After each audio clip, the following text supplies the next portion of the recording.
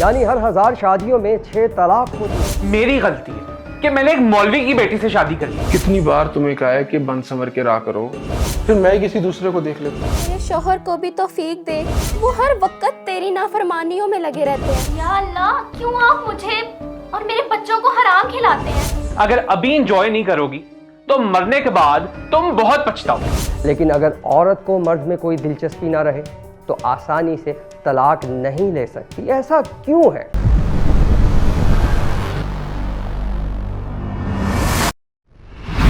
اللہ نے انسان کو خلق کیا، اس کی ہدایت کا اہتمام بھی کیا، اور ساتھ ہی ایک الہی محفوظ زندگی گزارنے کی تدبیر بھی انسان کو پیش کی، جسے قرآن نے بنام تقوی متعارف کروایا ہے، یعنی حفاظت۔ انسان کو زندگی میں کچھ ایسے امور سر انجام دینے ہوتے ہیں جن کے ذریعے وہ ایک پاکیزہ اور گناہوں سے محفوظ زندگی گزارے۔ شادی، ازدواج انہی میں سے ایک اعلیٰ کام ہے، جسے ہم تقوی لفظ کی جگہ استعمال کریں تو ایک ہی مانا جا سکتا ہے، کیونکہ ازدواج انسان کی گناہوں سے بہترین حفاظت کا ذریعہ ہے۔ انسان کی دنیاوی اور اخروی زندگی کے تحفظ اور سلامتی کے لیے ایک انتظام جو اللہ نے کیا ہے وہ شادی۔ شادی مرد اور عورت دونوں کی انفرادی اور خاندانی زندگی کی حفاظت کی بنیاد ہے۔ اس لیے دین نے شادی کے امر کو منظم کیا ہے، اس کے احکام بیان کیے ہیں، تاکہ شادی جیسے عمل میں کوئی بے ادبی اور غیر اخلاقی کام نہ ہو۔ لیکن بدقسمتی سے ہم نے اس پاکیزہ عمل کو بھی خواہشات اور شہوت کے حوالے کر دیا ہے۔ یہ اس لیے بھی ہوتا ہے کہ شادی میں ایک پہلو شہوت کا ہے، اور اکثر انسان شہوت کی غرض سے ہی شادی کرتے ہیں۔ شہوت لذت کے لیے نہیں رکھی گئی ہے، بلکہ ایک حکمت کے تحت جو انسان کو اندر سے اکساتی ہے شادی کے لیے۔ پھر شادی کے ذریعے انسانی نسل آگے بڑھتی ہے۔ جب انسان بلوغت کی عمر تک پہنچتے ہیں تو یہ شہوت کا عارضہ اس کے اندر بھڑکتا ہے، اور یہاں شادی کی فوری ضرورت پیش آتی ہے۔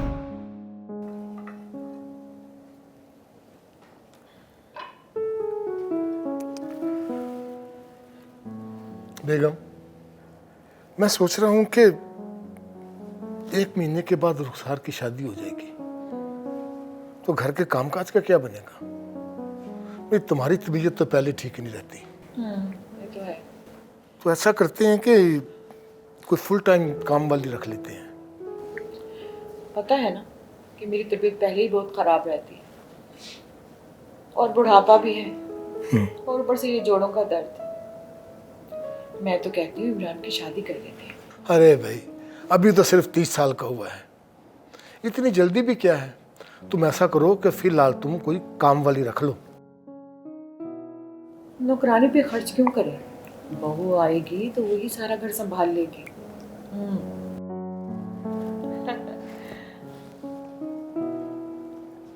جیسے تمہاری مرضی بھائی۔ ناظرین، یہ ہے ہماری تہذیب، جہاں شادی اس وقت ہوتی ہے جب والدین کو یہ احساس ہوتا ہے کہ انہیں بڑھاپے میں مدد چاہیے، تو اب لڑکے کی شادی کر کے بہو لے آتے ہیں۔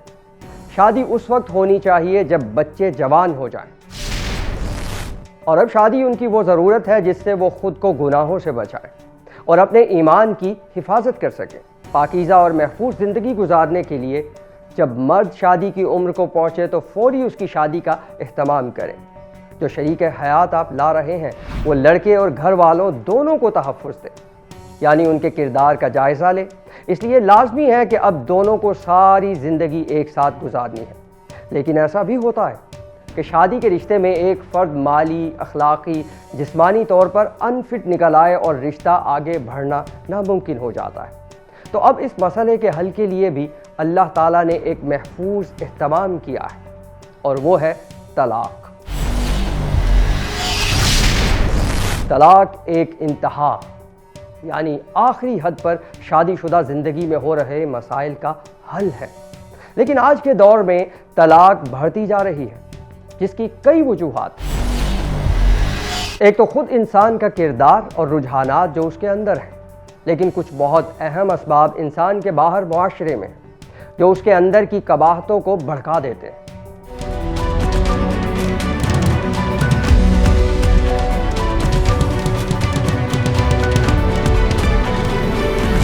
اگر ہم ایک سرسری جائزہ لیں تو آج دنیا کی سب سے بڑی کامیاب مملکت امریکہ، جو بظاہر حقوق بشر کی علمبردار مانی جاتی ہے، طلاق میں قیادت کر رہی ہے، جہاں 40 سے 50% شادیاں طلاق پر ختم ہو رہی ہیں اور ایوریج شادی شدہ زندگی صرف 20 سال رہ گئی ہے۔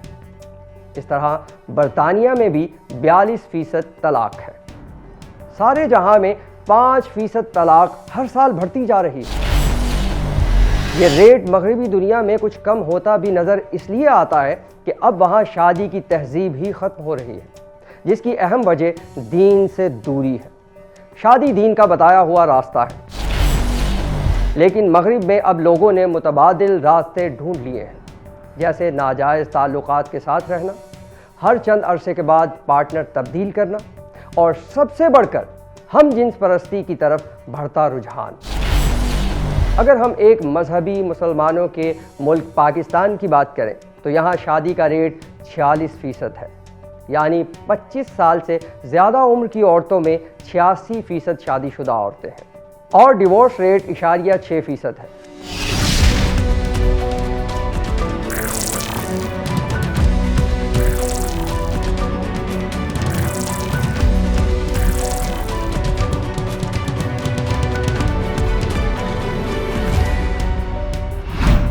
یعنی ہر 1000 شادیوں میں 6 طلاق ہوتی ہیں، لیکن ساتھ ساتھ یہ بھی دیکھا جاتا ہے کہ یہاں بھی طلاق بڑھتی جا رہی ہے۔ طلاق اسلام میں دونوں ازدواجی شریک کی زندگی کے تحفظ کے لیے رکھی گئی ہے، اس لیے بہت خاص شرائط میں یہ ہونا چاہیے، اور نہ کہ بڑی آسانی سے مزے کے ساتھ بہت سے لبرل مرد اور عورت صرف عیاشی کی شادی کرتے ہیں اور پھر کچھ عرصے کے بعد طلاق لے لیتے ہیں۔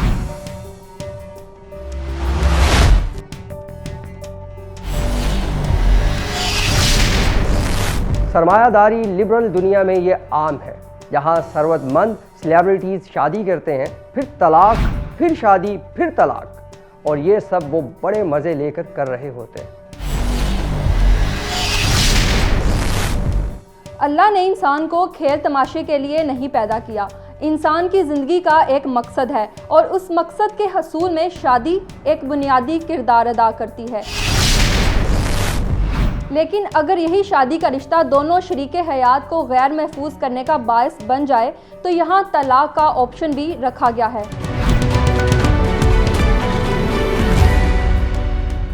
اللہ کے رسول صلی اللہ علیہ وآلہ وسلم فرماتے ہیں، اللہ کو سب سے زیادہ جس حلال سے محبت ہے وہ شادی ہے، اور اللہ کو جو حلال ناپسند ہے وہ طلاق ہے۔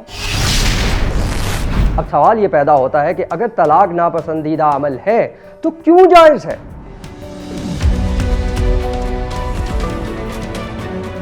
انسان کے ذہن میں ایک کنفیوژن پیدا ہوتی ہے کہ اگر اللہ کے نزدیک طلاق ناپسندیدہ عمل ہے تو اسلام اس کی اجازت کیوں دیتا ہے؟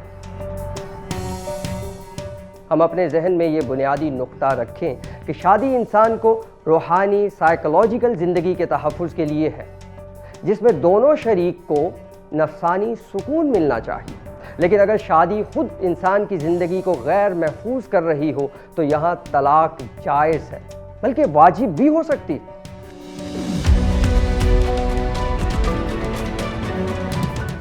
اگر شادی شدہ زندگی میں رہنا قابل برداشت نہیں ہے، شوہر اور بیوی کے لیے اور کوئی راستہ نہیں، تو یہاں طلاق ہی بہترین راستہ نکلتا ہے۔ اب یہاں ہم 2 مناظر کا مشاہدہ کرتے ہیں۔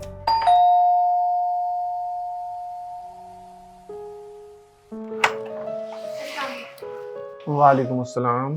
कैसे हैं आप? मैं ठीक, तुम सुनाओ।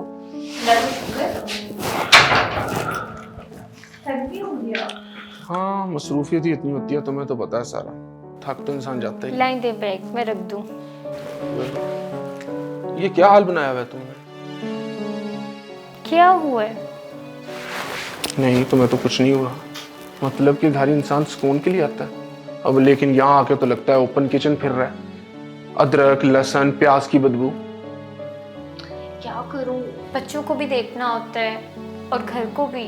हाँ ठीक है, तुम्हारे पास तो टाइम ही नहीं है। बच्चे देखो, किचन देखो, अपने लिए तो कोई टाइम नहीं निकलता ना तुम्हारे पास। फिर मैं किसी दूसरे को देख लेता हूँ। चले आप नाराज ना हो, अच्छा पापा मैं चेंज कर लेती हूँ ना। कितनी बार तुम्हें कहा है कि बन संवर के रहा करो। 2 साल पहले जो तुम्हें परफ्यूम दिया था वो अभी भी कबर्ड में पड़ा है। अच्छा अब नाराज ना हो ना, मैं चेंज करके आती हूँ। तुमने तो खुद को ठीक करना नहीं है, मैं खुद ही खुद को ठीक कर लेता हूँ। अच्छा बात तो सुने, इनको कैसे समझाऊं? चेंज ही कर लेती हूँ फिर। शादी होती उस वक्त है जब मर्द और औरत दोनों में एक दूसरे के लिए अट्रैक्शन हो। मर्द औरत के किरदार की तरफ तो अट्रैक्ट होता है, लेकिन वो अक्सर औरत के ज़ाहिर की तरफ रग़बत रखता है और इसलिए वो हमेशा चाहता है कि औरत पर गालिब रहे। औरत हमेशा उसके मुकम्मल कंट्रोल में रहे, लेकिन औरत कोशिश करती है कि मर्द की महबूब बने और उसके दिल में जगह बनाए। हर वो काम करे जो मर्द का दिल जीतने के लिए मुअस्सर हो, जैसे बनना, संवरना, अच्छा खाना पकाना, घर को तमीज़ साफ रखना, बच्चों का बेहतरीन ख्याल रखना वगैरह वगैरह। अगर घर के दोनों फरीक अपने अंदर की इस आरजू को पूरा कर लेते हैं तो ये घर खुशहाली से चलता है। आप देखेंगे कि मर्द भी मेहनत करता है ताकि अपनी बीवी बच्चों को उसकी सहूलियात फराहम करे, और ये इसलिए है कि इसे अपनी बीवी में दिलचस्पी है, और दूसरी तरफ औरत भी अपने घर का बेहतरीन ख्याल रखती है। लेकिन अगर ये दोनों आरजू पूरी नहीं करते, यानी मर्द बीवी से अट्रैक्ट नहीं होता, उसकी दिलचस्पी नहीं रही, और दूसरी तरफ औरत भी मर्द का दिल नहीं जीत पा रही, तो उनकी ज़िंदगी अजाब बनने लगती है। एक ही छत के नीचे 2 अजनबी रहने लगते हैं, वो लड़ते हैं, झगड़ते हैं, और इस हद तक कि अब यहाँ इन्हें तलाक ही बेहतरीन राह हल नज़र आने लगता है। या अल्लाह, मेरे शौहर को भी तौफीक दे कि वो तेरी इबादत करे और तेरी बंदगी करे और अपनी ज़िंदगी को तेरी रज़ा के मुताबिक गुजारे। मुझे अब घुटन होने लगी है उनकी इन हरकतों से। वो हर वक्त तेरी नाफरमानियों में लगे रहते हैं। मरियम, मरियम, ये कुछ पैसे हैं, ये लॉकर में रख दो। ये कहाँ से आए और कितने हैं, किस लिए हैं? 5 लाख रुपए हैं, इसको लॉकर में रख दो। पर आपकी तनख्वाह तो 50,000 है ना, तो ये 5 लाख किस लिए और कहाँ से आए हैं? तुम क्यों इतनी फजूल बातें करती हो? तुमने जो कहा है तुम वो कर दो, इसको लॉकर में संभाल के रख दो। आपने फिर रिश्वत लिया ना? रिश्वत?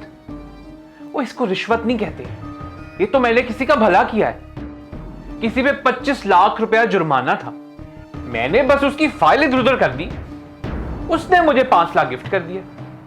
इसमें रिश्वत कहां से आ गई? या अल्लाह, क्यों आप मुझे और मेरे बच्चों को हराम खिलाते हैं? ये लेक्चर ना तुम अपने पास ही रखो। दरअसल तुम्हारी गलती नहीं है, मेरी गलती है कि मैंने एक मौलवी की बेटी से शादी कर ली। पागल था मैं, तुम्हारे इस चेहरे पे लट्टू हो गया था। अच्छा सुने, जी फरमाए। आप अपना मोबाइल भूल गए और कल ये मोबाइल आप बाहर ही छोड़ गए थे। हमजा ने उठा लिया था और इसमें बहुत बेहुदा वीडियोस थी जो वो चला रहा था। ये गुनाह है इस तरह की फिल्म देखना। तुम्हारा फिर वही गुनाह और सवाब शुरू हो गया। बी प्रैक्टिकल यार, प्लीज बी प्रैक्टिकल। अगर अभी इंजॉय नहीं करोगी तो मरने के बाद तुम बहुत पछताओगी।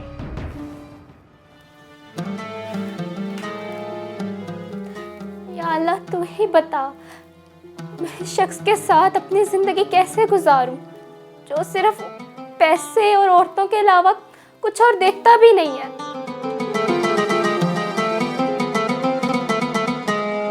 अगर मियाँ बीवी दोनों के अकायद, अखलाक, अक़दार और रवैये मुख्तलिफ हैं तो फिर इनमें कोई ऑप्शन नहीं रहता। एक दूसरे के साथ सख्त हों, खुद गर्जी से काम लें और मुसलसल लड़ते झगड़ते रहेंगे। वो एक दूसरे की कोई अच्छी बात या मशवरा कबूल नहीं करेंगे। वो दोनों खुद को एक दूसरे से बरतर समझने लगते हैं।